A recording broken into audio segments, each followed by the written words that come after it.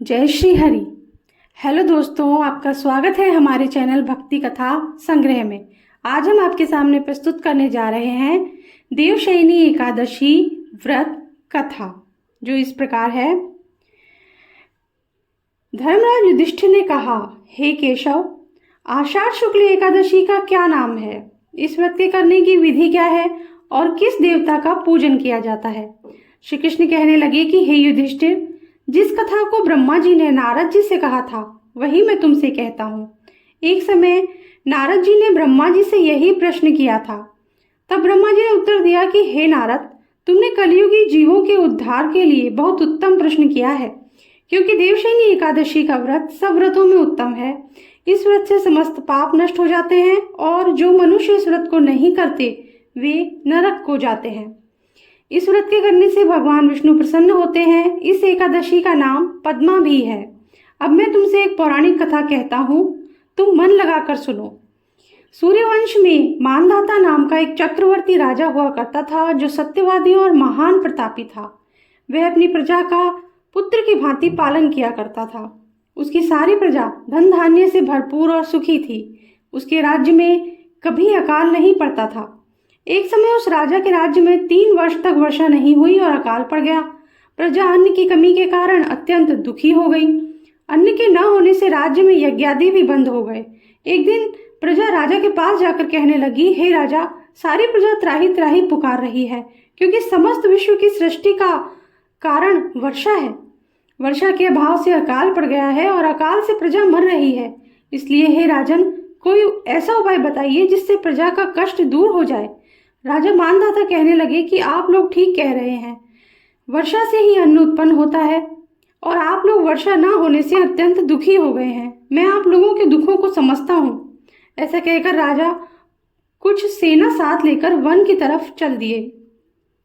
वे अनेक ऋषियों के आश्रम में भ्रमण करते हुए अंत में ब्रह्मा जी के पुत्र अंगिरा ऋषि के आश्रम में पहुंचे।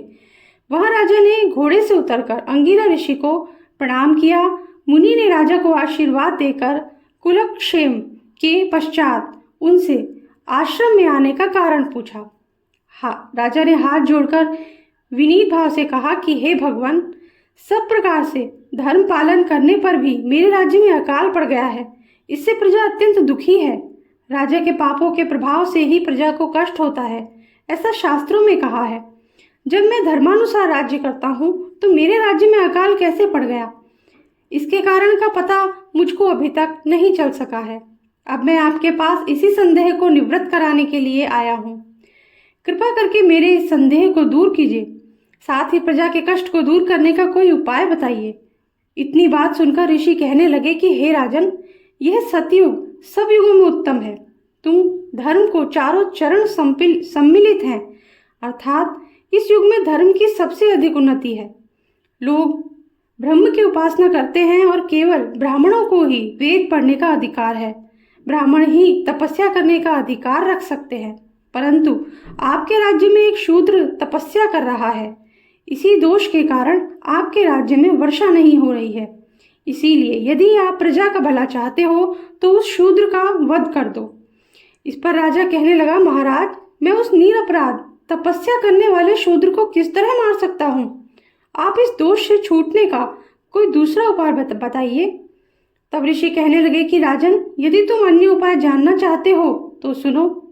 आषाढ़ माह के शुक्ल पक्ष की पद्मा नाम की एकादशी का विधि पूर्वक व्रत करो। व्रत के प्रभाव से तुम्हारे राज्य में वर्षा होगी और प्रजा सुख प्राप्त करेगी, क्योंकि इस एकादशी का व्रत सब सिद्धियों को देने वाला है और समस्त उपद्रवों को नाश करने वाला है।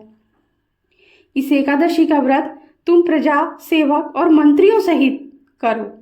मुनि के इस वचन को सुनकर राजा अपने नगर में वापस आया और उसने विधि पूर्वक पद्मा एकादशी या देवशयनी एकादशी का व्रत किया। उस व्रत के प्रभाव से वर्षा हुई और प्रजा को सुख पहुंचा। अतः इस मास की एकादशी का व्रत सब मनुष्यों को करना चाहिए। इस व्रत इस लोक में भोग और परलोक में मुक्ति को देने वाला है। इस कथा को पढ़ने और सुनने से मनुष्य के समस्त पाप नष्ट हो जाते हैं। इसी के साथ हमारी आज की ये कथा समाप्त होती है। अगर आपको पसंद आई हो तो लाइक जरूर कर दीजिएगा और अगर आपने चैनल को सब्सक्राइब नहीं किया है तो सब्सक्राइब कर दीजिए, बेल आइकन प्रेस कर दीजिए ताकि हमारे आगे आने वाले वीडियोस भी आप तक आसानी से पहुंच सके। Thank you. जय श्री हरि।